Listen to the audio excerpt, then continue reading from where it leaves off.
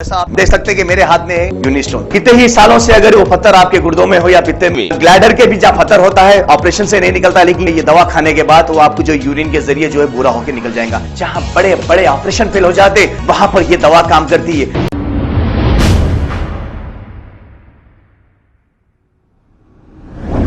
अस्सलाम वालेकुम नाजरीन, 7H न्यूज़ सच को रखे आपके आगे। सैयद सलीम साहब ने एक बयान जारी करते हुए बहुत ही अच्छी और पॉइंट की बात कही है। शेख सईद बावजीर का जहां पर बंदलागुड़ा रायलसी होटल के बाजू ऊपर ऑफिस में यहाँ के सीसीटीवी कैमरे कत्ल की वारदात के बाद ही पुलिस निकाल कर लेकर चली गई, लेकिन शेख सईद ने भी जीते जी कौन कत्ल करने वाले हैं ये भी कह दिया। इसके बावजूद आखिर कातिलों को पकड़ने के लिए इतनी देर क्यों हो रही है? शहर में कई कत्ल हुए लेकिन आज तक ऐसा तमाशा नहीं हुआ कातिलों को पुलिस पकड़कर मंजर आम पर लाई।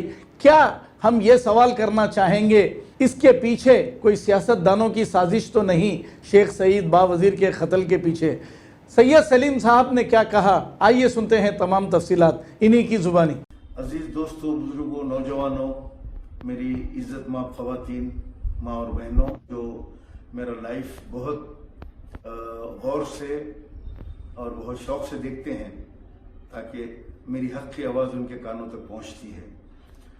हालिया दिनों में शेख बावजीर एक सोशल वर्कर का कत्ल हो गया, जो पहले बचपन से मंजिस इत्तेहादुल मुस्लिमीन का वर्कर था। वो मंजिस इत्तेहादुल मुस्लिमीन के लिए अपनी ज़िंदगी को उसने गुजार दिया, लेकिन बड़े अफसोस की बात है कि उसकी मौता में मंजलिस की कोई क़यादत, ना कोई MLAs, ना कारपोरेटर्स, इवन हत्ता के गली का कोई लीडर भी उसकी मौता के अंदर आके ना उसके घर पे पुरसा दिया ना खांदा दिया। खैर, वो उनका किरदार है, वो लोग ऐसे ही हैं। इससे तमाम मुरीदों को एक सबक लेना चाहिए कि तुम्हारे साथ भी यही होने वाला है कि तुमको भी मरने के बाद कोई पूछने वाला नहीं है। जिसके लिए तुम मर रहे हो वो तुमको पानी भी नहीं डालेंगे। ये एक बात को लिख के रखो। कोविड में ऐसे कई मर गए जिनको इन्होंने पूछा भी नहीं, ना अपने दवाखाने में उन लीडरों का इलाज कराया जो जमात के लिए अपनी जिंदगी का अपना सरमाया भी जमात के ऊपर लगा दिए। खैर, सईद बावजीर के कत्ल के ऊपर जो बयान खवातीन की तरफ से आया सादी फैमिली के, उसका मैं जवाब देना चाहता हूं। उन्होंने कहा एक अपने बयान में कि अगर सईद बावजीर के कंप्लेंट के ऊपर पुलिस एक्शन लेती तो ना वो कत्ल होता और ना ही वो आज हम परेशान होते। इसका क्या मतलब हुआ कि उनका भी ये कहना है कि पुलिस ने सईद बावजीर के कंप्लेंट के ऊपर एक्शन नहीं लिया, सीरियस नहीं लिया, इसीलिए वो कत्ल हो गया। हम भी पहले दिन से यही बात कर रहे हैं। अब उन लोगों का ये बयान है कि हम भी परेशान ना होते, तो अम्मा परेशान होने की क्या बात है इसके अंदर? अगर वो लोग कत्ल में मुलविस नहीं हैं तो उनको पुलिस के सामने रुजू होकर अपनी बेगुनाही का सबूत पेश कर देना होगा कि हम नहीं हैं, बल्कि सईद बावजीर की मौता में आना चाहिए था, वो लोग पुरसा देना चाहिए था, नमाज जनाजा में आना चाहिए था। नहीं है तो आदमी बोलेगा कि मैं नहीं हूं, हम नहीं किया वो काम वो। लेकिन फोन बंद करके फरार हो जाना, भाग जाना, ये तमाम चीजें बताते हैं कि कहीं ना कहीं जो मरहूम कह रहा था तुम्हारे घर वालों के बारे में, अहमद सादी के बारे में, अब्दुल्ला सादी के बारे में, कि ये लोग मुझे कत्ल करवाना चाहते हैं, वो बात सही हो गई। इनका भागना इस बात का सबूत है। दूसरे, आप लोग पहले तो खवातीन को मीडिया के सामने आना नहीं चाहिए, और वो भी आप जो अपने आप को अरब कहते हैं, एक गयूर अरब की फैमिली पुलिस के सामने नहीं आती, खवातीन आके बयान नहीं देते। आज तक तो कभी हमने नहीं देखा इस तरह खवातीन का आके बयान देना। आपने बयान दिया और उसमें कुछ ऐसी बातें कही कि अगर पुलिस एक्शन लेती तो यह कत्ल नहीं होता और आज हम परेशान नहीं होते। और एक बात कही, वो जो कत्ल किया उसकी बहन जो आपके घर की बहू है, वो कह रही है कि मेरा भाई पागल था, दीवाना था, गोलियां खाता था, नशा करता था उसका इलाज चल रहा है। जब कत्ल हुआ वहां से एक इत्तला अवाम के दरमियान में ये है कि कत्ल करते वक्त वहां से वीडियो कॉल पे उसका कत्ल करते हुए किसी को बताया जा रहा था, कोई बैठ के देख रहा था। यानी कत्ल करने के कंडीशंस में कंडीशन था कि वीडियो कॉल पे बताना उसको मारते हुए बावजीर को, या फोन पे बताना, फोन पे सुनाना उसकी आवाजें, उसकी तकलीफ। अब वीडियो कॉल की गई या फोन पे बताया गया, लेकिन किसी को बताया गया। अब वो पागल, आपका भाई जो आप उसको पागल करार देने की कोशिश कर रहे हैं, ये तो हर जगह ऐसे ही होता है कि हर कोई जब कोई एक ऐसा काम कर जाता है, कत्ल जैसा काम, उसके बाद वो अपने आप को पागल साबित करने की कोशिश करता है। अभी ट्रेन में एक हादसा हुआ, पुलिस का जवान 3 मुसलमानों को और एक अपने ऑफिसर को गोली मार दिया। अब वो भी अपने आप को पागल साबित करने की कोशिश कर रहा है। ये बहुत पुराना एक स्टोरी है ये कि पागल साबित करने की। अब रहा पुलिस का सवाल। पुलिस ने शेख बावजीर को इतने कंप्लेंट और इतना उसके जो है पुकारने के बावजूद कि मेरा कत्ल हो रहा, नाकों के सामने खड़े के बोलता रहा और जो है वहां पे लेके जाके कंप्लेंट देता रहा, और कफन भी अपना खरीद के ला के बोल रहा है कि मैं कफन खरीद के ला लिया हूं और मुझे मार दिया जाएगा। इतना सब होने के बाद भी पुलिस ने, मुकामी पुलिस ने एक्शन नहीं लिया, किसी के कान पे जूं तक नहीं रेंगी और उसका कत्ल बिलाखिर कत्ल हो गया। अब यह पुलिस के ऊपर कई सवाल अवाम के दरमियान में हैं। अवाम मुसलसल फोन कर रही है, एक दूसरे से बात कर रही है, मुझे फोन कर रहे हैं, मुझसे पूछ रहे हैं क्या हो रहा है, मुझे भी नहीं पता क्या हो रहा है। आप लोगों ने तो आके पुलिस को एक मानो में जो है पुलिस को आपने क्लीन चिट दी कि पुलिस हमारे घरों में कूद रही है, हमको सता रही है, एंड मैन शैंड। एक मानो में आप लोगों ने पुलिस को, एक पुलिस काम कर रही है जैसा आपका वीडियो बता रहा है कि आप लोगों ने पुलिस के फेवर में बयान दिया है कि पुलिस काम कर रही है। अगर पुलिस इतना चौकसी से काम करती तो शेख बावजीर नहीं मरता, और आपके जो मर्दाना हैं, जो केस में मुलविस है, जो पुलिस ढूंढ रही है, वो अब तक गिरफ्तार हो चुके होते। क्या पुलिस को पकड़ना क्या इतना मुश्किल है कि शेख इन लोगों को जो है, आपके जो है शौहर को, आपके बेटे को, इन लोगों को पकड़ ले? आजकल टेलीफोन ट्रैक है, पुलिस के पास बहुत सारे रास्ते हैं, थोड़ी देर के अंदर पुलिस पकड़ सकती है। तो आप लोग आके पुलिस जुल्म कर रही जो बता रहे हैं, उसको भी पब्लिक यकीन नहीं कर रही है।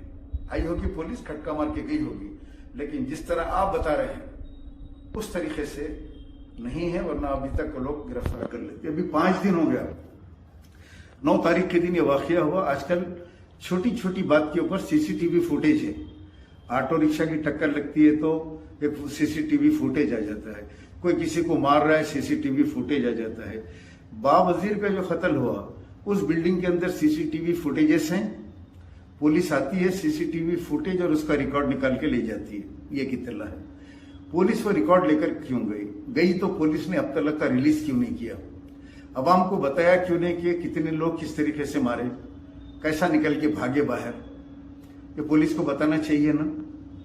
उनके फोन की समरी, उनके कॉल रिकॉर्डिंग्स, उनके व्हाट्सएप कॉल्स, उनके चैट्स, तमाम चीजें अब तक तो पुलिस को मिल गई होगी, लेकिन किस बात की देरी हो रही है? कौन आदमी है जो रुका रहा है? कौन सियासी लीडर्स हैं? ऐसा क्या दबाव है इस केस के ऊपर, पुलिस के ऊपर? जैसे कि मैं पहले से कहते आ रहा हूं, सीवी आनंद साहब, कमिश्नर ऑफ पुलिस, जो इस वक्त हैदराबाद के कोतवाली शहर हैं, वो एक बहुत ईमानदार, बहुत अच्छे इंसान है, हाईली क्वालिफाइड, और उनका जो फैमिली बैकग्राउंड है वो बहुत अच्छा है, और वो नो कंप्रोमाइज मैन के नाम से जाने जाते हैं, करप्टेड नहीं है। इंसाफ दिलाने के लिए उनका एक रिकॉर्ड है, उन्होंने कई केसेस के अंदर तारीखी रिकॉर्ड्स बनाए हैं और लोगों को इंसाफ दिलाया है। मैं उनसे पहले भी अपील किया हूं, आज फिर अपील कर रहा हूं, मोहतरम सीवी आनंद साहब, मुकामी पुलिस के ऊपर हमको उतना भरोसा नहीं है, क्योंकि पॉलिटिकल प्रेशर, इलाके के जो क्योंकि ये लोग सियासी जमात से ताल्लुक हैं, भागे हुए हैं, और वो सियासी जमात अपनी बदनामी को बचाने के लिए हर मुमकिन मदद दे सकती है। आप सिट के जरिए, SIT सिट के जरिए आपकी जो टीम होती है, कमिश्नर पुलिस की जो टीम होती है, CCS से जो टीम होती है, उस टीम को आप एक्टिव कीजिए। 24 घंटे के अंदर सारे के सारे घट जाएंगे।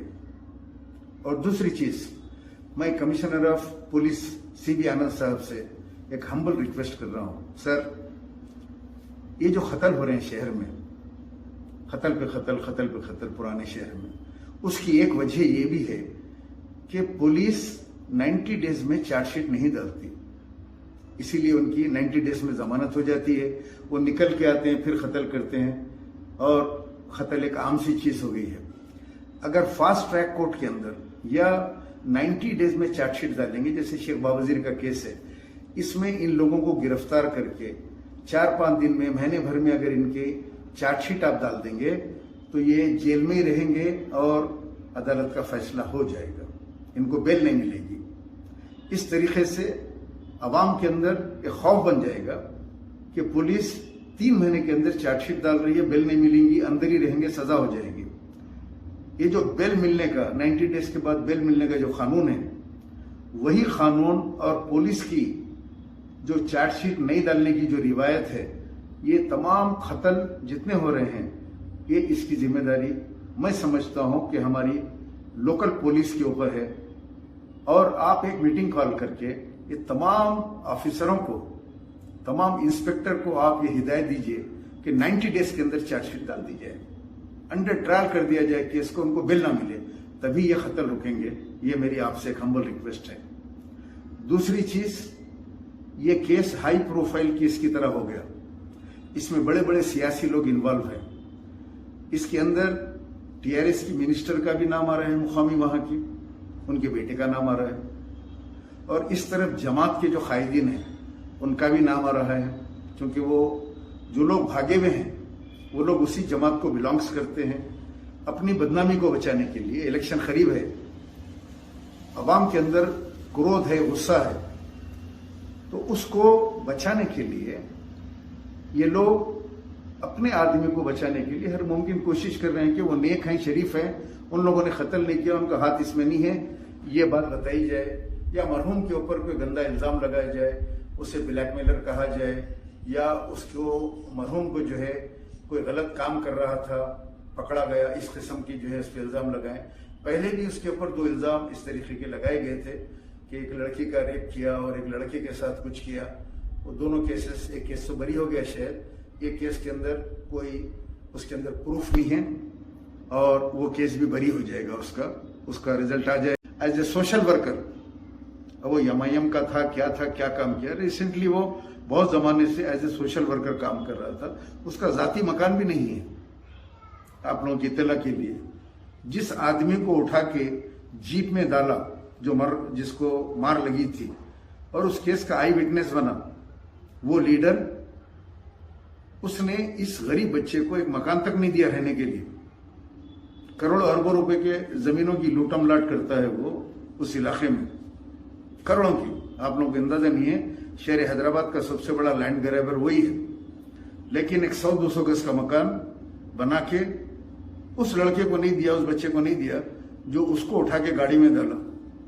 आज वही लोग उसको उठा के खबर में डाल देके मट्टी डाल दिए।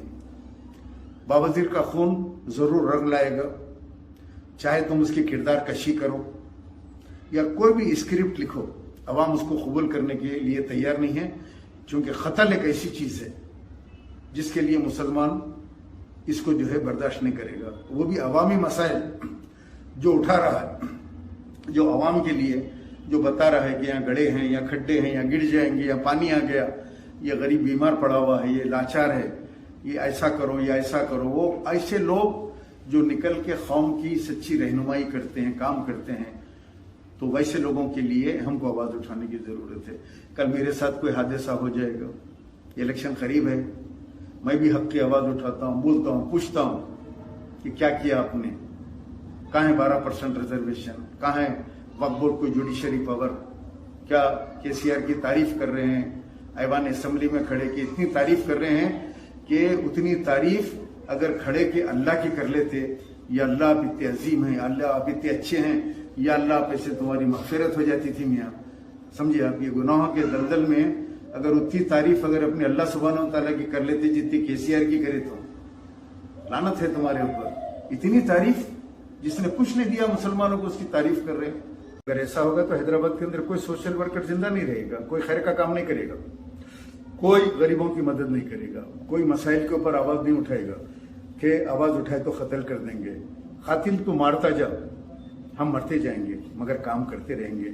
ये माह मुहर्रम का महीना है और यजीद भी यही करता रहा और सब लोग उसके हाथ के ऊपर बैत कर लिए, लेकिन हजरत इमाम हुसैन रजी अल्लाह ताला अन्हु ने यजीद के हाथ के ऊपर बैत नहीं की, गए और अपने सर को खलम करवा दिया और ये मैसेज दिया आलम इस्लाम को, सारी दुनिया को ये पैगाम दिया कि जालिम के आगे अपने सर को नहीं झुकाना, जालिम के हाथ पे बैत नहीं करना, अपने सरों को कटा देना मगर हक बात बराबर करना। हक बात के लिए आप निकले, जालिम हुकूमत के खिलाफ आपने आवाज उठाई, हम आवाज उठाते रहेंगे, हमारे गले कटते रहेंगे, लेकिन लोग आते रहेंगे और वक्त के यजीदियों के खिलाफ हुसैनियत के नारे को बुलंद करते रहेंगे। अस्सलाम वालेकुम व रहमतुल्लाह।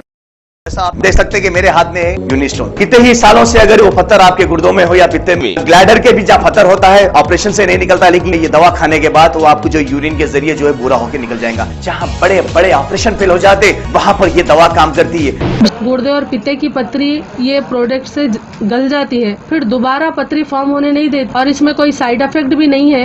R&S यूनानी pharmacy, first floor opposite Canara bank, Bahadurpura x road, Hyderabad. खबर है शहर की, खबर है गाँव की, खबर है सारी दुनिया की। 7H न्यूज पसंद आए तो लाइक कीजिए, शेयर कीजिए और सब्सक्राइब करना ना भूलें। 7H news.